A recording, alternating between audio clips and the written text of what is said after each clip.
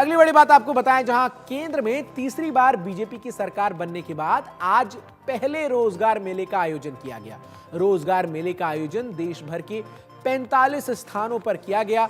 चयनित 71,000 से अधिक अभ्यर्थियों को प्रधानमंत्री मोदी ने वीडियो कॉन्फ्रेंसिंग के जरिए संबोधित किया और नियुक्ति पत्र बांटे। रोजगार मेले के जरिए युवाओं के विभिन्न केंद्रीय विभागों में नौकरी मिली।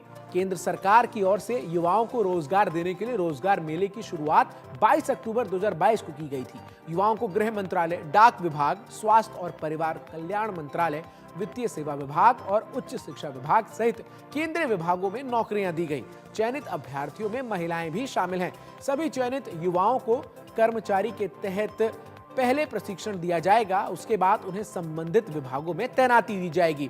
वहीं चयनित युवाओं को संबोधित करते हुए प्रधानमंत्री मोदी ने कहा कि बीते 1 से 1.5 साल में लगभग 10 लाख युवाओं को सरकारी नौकरियां दी गई, जो अपने आप में एक रिकॉर्ड है। उन्होंने कहा कि रोजगार मेले के जरिए चयनित युवाओं को विभिन्न केंद्रीय विभागों में स्थायी नौकरियां दी गई हैं। चयनित युवाओं को संबोधित करते हुए प्रधानमंत्री मोदी ने कहा कि भारत का युवा आत्मविश्वास से भरा पड़ा है। विश्व में भारत तीसरा सबसे बड़ा स्टार्टअप देश बन गया है।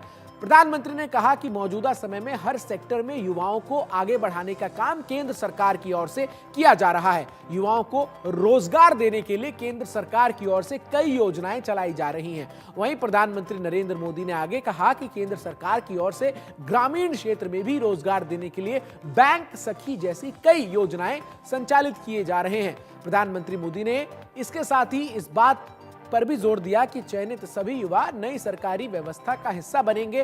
उन्होंने कहा कि पिछले 10 सालों में सरकारी व्यवस्था में कई बदलाव किए गए हैं।